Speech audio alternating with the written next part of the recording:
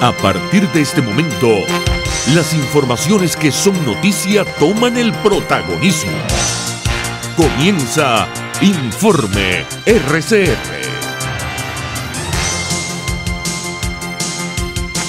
Muy buenos días. Hoy es 28 de agosto de 2018.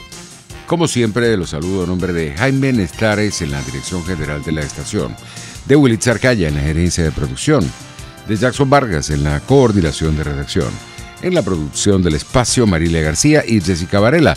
En la dirección técnica están César Arteaga y Luis Enrique Delgado. Les saluda Argenis Barreto a nombre de todo el equipo que hace posible llevar a sus hogares este resumen informativo. También que nos pueden escuchar en el estado Carabobo en Radio Puerto Cabello 1290 AM, en internet en rcr.tv, la radio que se ve, y en la cuenta de Periscope en Twitter, @RCR750, en ambas direcciones, como les he dicho antes, en rcr.tv y en el Periscope de @RCR750 en Twitter. También quedan los programas allí grabados que usted puede ver en el momento que usted lo desee. Ya vamos a iniciar nuestra ronda informativa del día de hoy. Cipriana Ramos, expresidenta de Concecomercio, aseguró que las empresas seguirán cerrando y el gobierno no podrá llenar los anaqueles que están quedando vacíos en los comercios de todo el país, producto de las recientes medidas económicas. Así lo expresó a las 7:10 de la mañana de este martes.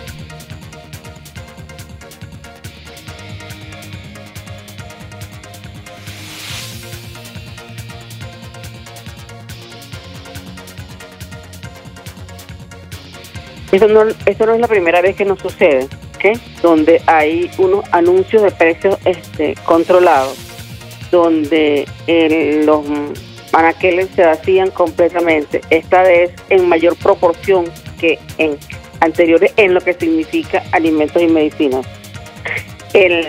No los va a poder llenar. No los va a poder llenar porque no es precisamente el régimen quien llena los anaqueles. Los anaqueles nos llenan los productores nacionales, quienes se atreven a importar a pesar de todas las circunstancias que estamos viviendo. Somos los que llenamos esos anaqueles, esos supermercados, esas farmacias, esos abastos. Ahorita lo que nos viene es una economía informal que se apertrechó de muchos alimentos y comenzaremos nuevamente con algo que había decaído un poco porque ya estaban productos en los mercados un poco caros, pero estaban allí y la gente prefería comprarla en el súper y no en la economía informal. Entonces ahora vamos otra vez al mismo del año pasado, del año antepasado, a ver el incremento de los productos en la calle. Van a continuar llevándose presos a los comerciantes, a los gerentes de empresa, a los encargados de comercio, de supermercados, cuando la responsabilidad no es precisamente de esa persona que está allí. Esa persona estaba protegiendo su patrimonio, estaba protegiendo su entorno, estaba protegiendo a sus trabajadores. En este sentido, Cipriana Ramos enfatizó que no se puede esperar nada positivo del nuevo ministro de Comercio, William Contreras. El nuevo ministro lo conocemos sus actuaciones, así que no esperamos nada positivo para el comercio con el nuevo ministro que vamos a tener. O sea, vimos cómo fue su actuación y la recuerdo muy clara cuando el tema de los juguetes, hace 2 años creo que ya pasaron del tema de los juguetes, y vimos cómo ha sido su actuación con las panaderías y hemos visto la actuación con el comercio. O sea que no esperamos que él se siente con los comerciantes a buscar cómo solucionar un problema. O sea, lo que necesita es decir que va a llenar el araqué, que va a llenarlo esto, lo cual, bueno, lamentablemente si no hay producción no va a ser posible. Y lamentablemente te digo porque nosotros lo que no queremos es eso. Nosotros necesitamos como venezolanos que estamos aquí en este país poder salir al supermercado y comprar lo que necesitamos. Pero también necesitamos como comerciantes poder salir a nuestros proveedores y poder comprar nuestros insumos que necesitamos y venderlos con nuestra respectiva ganancia. Para, reitero, pagarle a nuestros trabajadores, pagarle a nuestros accionistas y pagar nuestros impuestos. Entre tanto, el periodista Andrés Rojas, editor del portal web petroguía.com, afirmó que todos estos anuncios que ha hecho el gobierno en materia económica son más de lo mismo. Del mismo modelo, es decir, aquí se había hecho como había la expectativa, ¿no? Incluso algunos sectores empresariales todavía se daban un último vestigio de beneficio de la duda de que aquí íbamos hacia un proceso de apertura con cierta, digamos, con controles, pero con cierta flexibilidad, y hemos visto que es lo mismo, es decir, es el mismo control, lo único que se devaluó la moneda y eso le permite al gobierno tener más bolívares, ¿no? Imagino que deben de haber hecho los cálculos para efectos de pagar ese aumento de salario mínimo en la nómina, en las pensiones, el bono de la reconversión, los técnicos de la Oficina Nacional de Presupuesto, de hacer esos cálculos. Quizás lo que no se ha medido es el impacto de estas medidas en el sector privado, tomando en cuenta que parte del plan económico, porque es una combinación, o sea, si uno ve solamente la parte tributaria, yo que comencé haciendo periodismo económico básicamente con los programas de ajuste, primero de Carlos Andrés Pérez y después con el segundo gobierno del presidente Caldera. Cuando uno ve solamente la parte de impuestos, uno podría decir, bueno, eso es un programa del Fondo Monetario Internacional, sube impuestos, etcétera, mete un impuesto a las transacciones financieras, que en el pasado era distinto, pero se llamaba impuesto al débito bancario.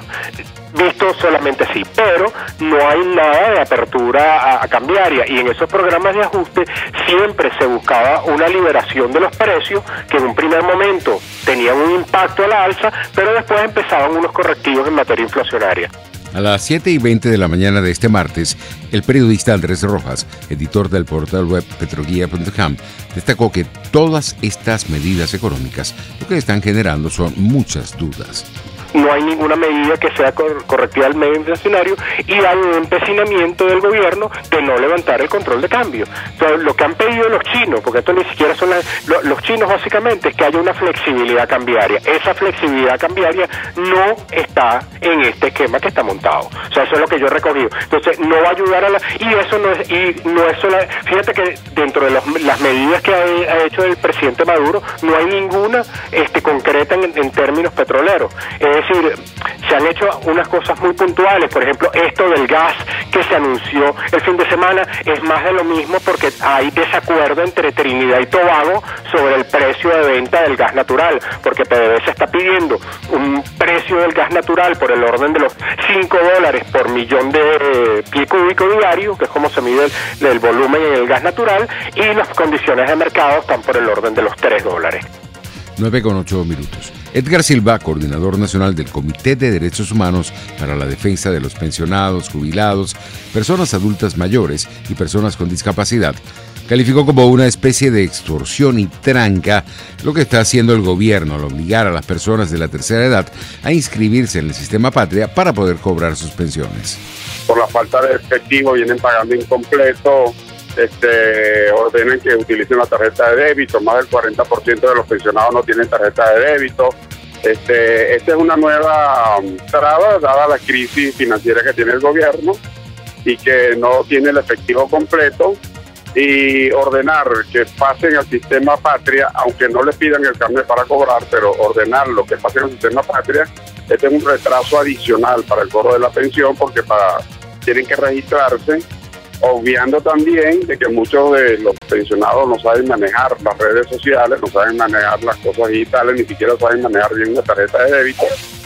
Entonces, esa nueva traba que tiene que apoyarse con un familiar que lo ayude, y para hacer efectivo el pago de la pensión, si se lo depositan allí en esa chequera virtual o digital, bueno, al depositársela allí, tiene que hacer la transferencia a la cuenta que tenga en el banco, sea natural o sea jurídica, y eso tarda 5 días para hacerse efectivo. O sea, aleja más la posibilidad de que el pensionado tenga el dinero. Edgar Silva también expresó su rechazo al pago fraccionado para septiembre de estas pensiones. Recordemos que desde enero de este año dejó de pagársele completo a los pensionados la pensión.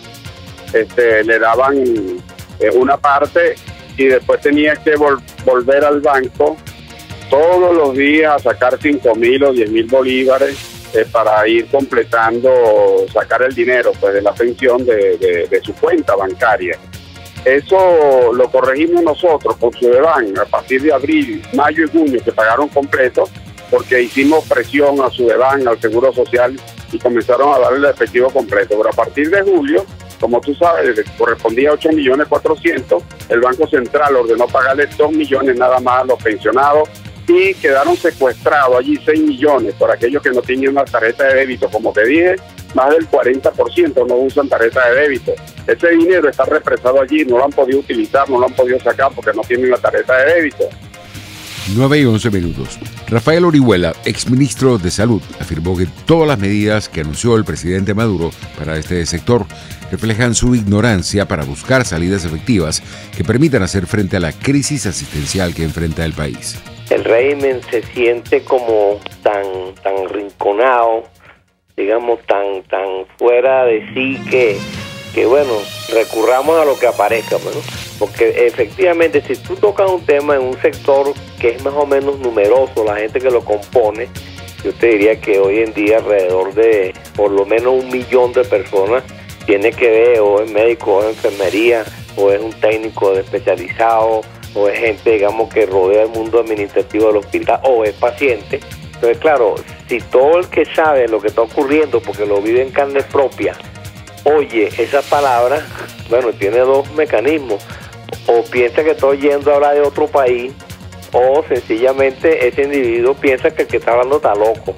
Entonces yo de verdad que no me imagino cómo puede tenerse esta capacidad de engañarse a sí mismo frente a una realidad que lo golpea todos los días del mundo, porque aquí no hay que discutir nada. O sea, ese ejemplo, cuando él se refiere a la cosa de sarampión, entonces él le atribuye lo que le está ocurriendo a Venezuela, que es la que ha generado un problema muy grave en todo el continente, que es la que reaparece y se hace otra vez endémico, lo que ocurría hace 30 años atrás, y que se genera en nuestro país el problema, y de ahí a los vecinos, y luego toda esta diáspora que anda corriendo por todas partes, que también lleva la enfermedad.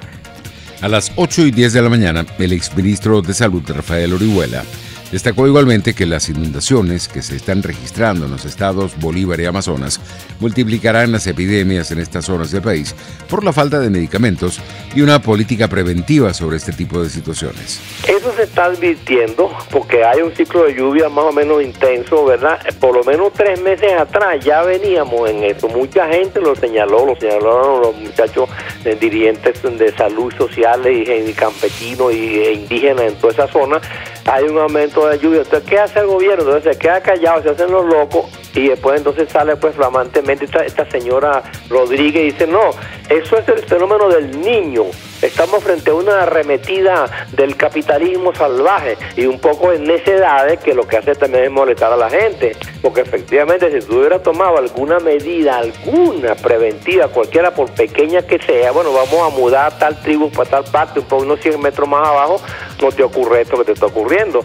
Ahora, fíjate lo que pasa, cuando todas esas aguas se mezclan unas con otras, básicamente se pierde el sentido de lo que es el agua potable, lo que es, digamos, un agua sana para no enfermarte, y te van a aumentar terriblemente todas aquellas enfermedades que se llaman de transmisión hídrica, o sea, que tiene que ver con el agua como vehículo. Eso es la diarrea, la disentería. Los mosquitos proliferan muchísimo más en esas zonas inundadas, pues son lagunas y lagunitas y lagunitas. Eso entonces es un caldo de cultivo que si habías hecho algún esfuerzo para control de malaria, lo perdiste allí en 48 horas. Por cierto, 15.185 personas se han visto afectadas por la crecida de los ríos Orinoco y Caroní, lo que equivale a 3.888 familias, de las cuales 80 permanecen en refugios, 8.259 adultos, 639 adolescentes, 5.402 son niños, 303 son lactantes, 471 personas mayores y 111 con alguna discapacidad. El Orinoco bajó ayer 2 centímetros en comparación con la cota que registró durante el fin de semana, 18,34 metros sobre el nivel del mar. En el estado Bolívar, los municipios Cedeño, cuya capital es Caicara del Orinoco, Eres, capital Ciudad Bolívar, y Caroní, cuya capital es Ciudad Guayana, son los que se han visto más afectados por la crecida de los ríos. Son las 9:15. ACNUR advirtió que los países de la región han mostrado su preocupación debido al continuo éxodo masivo de venezolanos. La Agencia para los Refugiados de Naciones Unidas advirtió que los países de la región han mostrado su preocupación debido al continuo éxodo masivo de venezolanos. Joe Melman, vocero de la organización, indicó que se deben alinear las prioridades y los fondos para gestionar la crisis migratoria tan pronto como sea posible. Eso se está convirtiendo en un momento de crisis que han visto en otras partes del mundo, particularmente en el Mediterráneo. Tiene que empezarse a alinear las prioridades, los fondos y los medios para gestionar tan pronto como se pueda.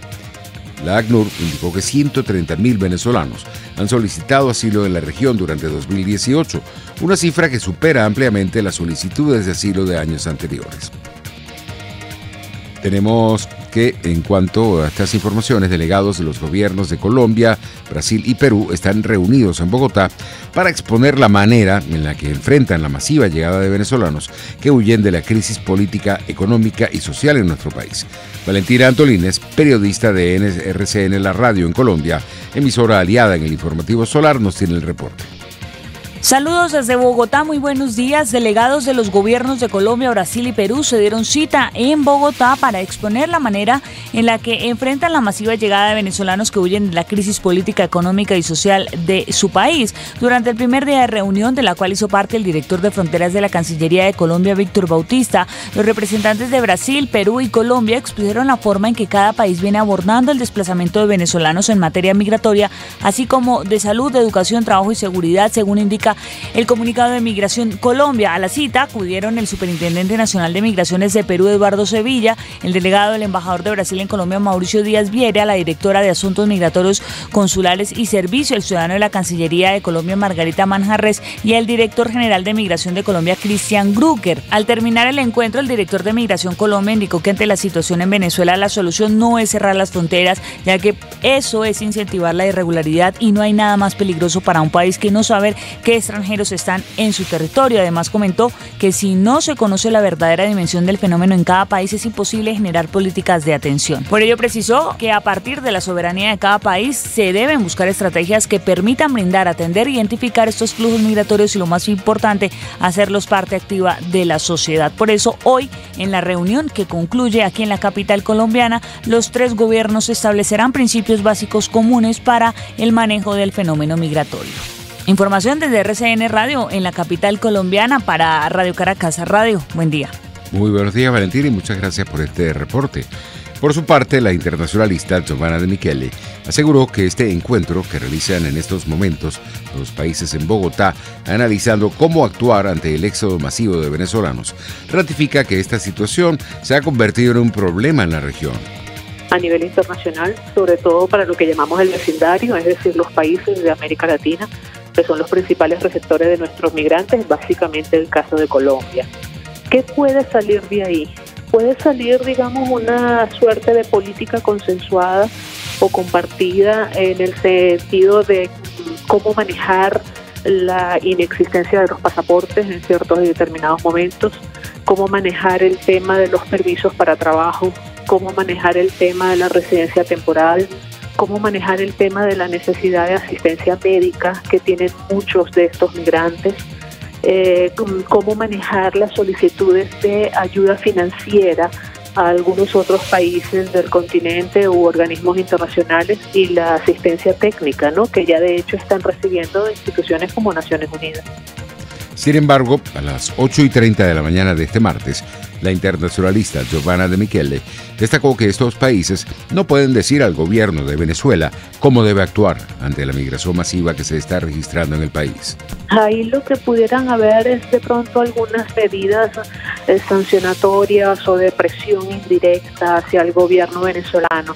El que ha sido quizás más claro, más taxativo en ese punto ha sido el gobierno ecuatoriano, que dijo de manera categórica que el problema de las migraciones no se iba a resolver hasta tanto no se resolviera el problema del gobierno venezolano, que lo que estaba generando las migraciones era precisamente las políticas equivocadas del gobierno de Venezuela. Pero no puede en ninguna instancia internacional, no puede ningún gobierno extranjero exigirle al gobierno venezolano que actúe de cierta o determinada manera.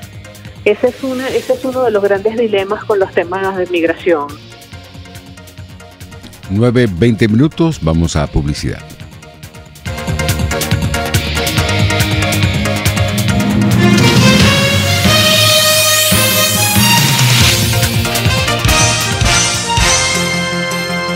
Usted escucha Informe RCR por su 750 AM. Puedes seguirnos en nuestras redes sociales. En Twitter, @RCR750, la radio que se ve. En Coco Factory te ofrecen cocos frescos y sus derivados, pero te recomiendo las ricas cocadas en cualquiera de sus versiones. Cada vez que vayas y lleves el vaso en que tomaste la primera vez, tendrás un descuento especial además de tu ticket premio. El coco te beneficia en tu salud, ya que es antiparasitario y tiene vitaminas E y C.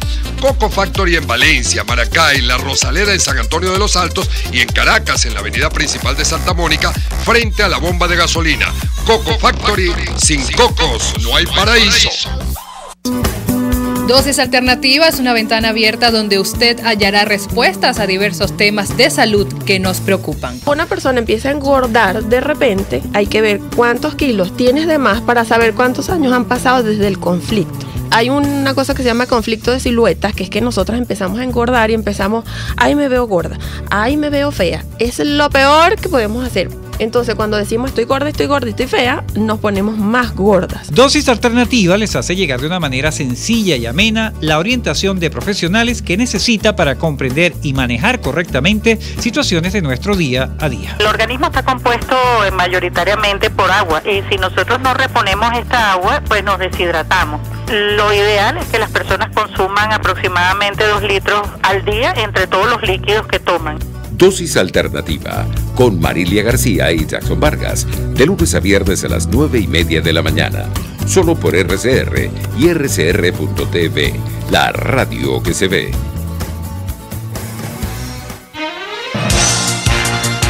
Les estamos presentando Informe RCR, el compacto informativo de esta hora, solo por RCR 750 AM.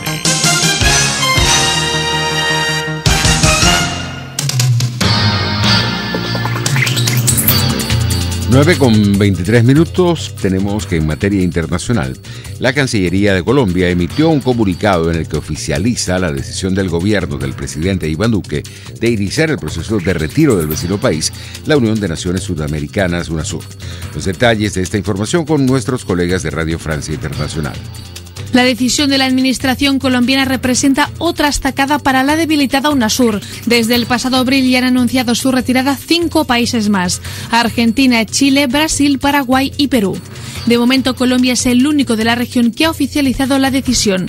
UNASUR fue creada en 2008 en Brasil como un mecanismo para desarrollar un espacio suramericano integrado en términos políticos, sociales, económicos, ambientales y de infraestructuras. Sin embargo, la organización se encuentra prácticamente paralizada desde que en 2017 el expresidente colombiano Ernesto Samper dejara su cargo de secretario general y los demás países no lograran acordar un sucesor. A esta fragilidad interna se ha sumado la falta de reacción ante la crisis venezolana, lo que ha aumentado el escepticismo respecto a la organización y ha precipitado la reconsideración de muchos miembros de querer seguir formando parte de ella. En febrero de 2019, Colombia se convertirá en la primera de las 12 naciones fundadoras en abandonar el organismo internacional. En otras informaciones tenemos que tras largas negociaciones, Estados Unidos y México alcanzaron un acuerdo para reformular el Tratado de Libre Comercio de América del Norte y anunciaron que iniciarán este martes las conversaciones con Canadá. Los detalles en el siguiente reporte. El texto establece nuevas reglas en la producción de automóviles que afectarán a México. Según el acuerdo, como mínimo, 40% de los autos producidos por la nación azteca deben fabricarse donde los salarios sean de al menos $16 por hora, es decir, principalmente en Estados Unidos y Canadá. También requiere un mayor uso de acero, aluminio, cristal y plástico de esos países. En cambio, México logró echar abajo la llamada cláusula Sunset, que obligaba a renegociar el pacto cada quinquenio. En su lugar, el texto tendrá una validez de 16 años, aunque será revisado cada 6. El equipo de Peña Nieto logró vetar la propuesta de su homólogo estadounidense de reducir las exportaciones de frutas mexicanas que compiten con las producidas en la nación vecina. Lo que no resuelve el acuerdo por el momento es el aumento de los aranceles de 25 y 10% al acero y aluminio mexicano, tampoco los que aplica México a Estados Unidos en respuesta. Para entrar en vigencia, el pacto necesita el visto bueno del Congreso de Estados Unidos, pero por el momento la noticia ha sido bien acogida por el sector financiero, que celebra un alza en el valor del peso mexicano frente al dólar estadounidense. En Estados Unidos, el tiroteo en un torneo de videojuegos registrado en la Florida reaviva el debate sobre armas en esa nación norteamericana. La Voz de América nos amplía. La muerte por disparos de 2 competidores en un torneo de videojuegos el domingo en Florida reavivó el debate sobre el derecho a portar armas en un estado que está en la víspera de unas muy disputadas elecciones primarias federales y estatales. Los votantes de Florida escogerán este martes a los candidatos a gobernador y al Congreso. Algunos aspirantes demócratas dijeron que el tiroteo en Jacksonville muestra nueva evidencia de la necesidad de una legislación de armas más estricta, mientras que otros candidatos cancelaron actos de campaña. El hecho, que también dejó 11 heridos, fue el más reciente de una serie de tiroteos de alto perfil en el estado, luego de la matanza de 17 estudiantes y profesores en un colegio secundario en febrero y de la muerte de 49 personas en un club nocturno de Orlando en 2016. La oficina del alguacil de Jacksonville identificó al agresor como David Katz, un hombre de 24 años de Baltimore. Testigos dijeron a medios locales que Katz estaba enojado porque perdió en el torneo disputado el domingo. Los derechos sobre armas cubiertos por la segunda enmienda de la Constitución de Estados Unidos son uno de los temas de debate más controvertidos en la política estadounidense. Tony Cano, Voz de América, Washington. Así estamos llegando al final, pero antes tenemos servicios públicos. La señora Mercedes Araujo está solicitando Manidón, Ramipril, Eutirox, Tensomax y Metformina. Quien pueda colaborar con ella la puede contactar al 0416-307-9493. Mientras que la señora Liliana Bermúdez busca Atamel Plus, cloruro de magnesio y Dol Plus. Su número de contacto 0414-310-4189. Así finalizamos, será hasta mañana.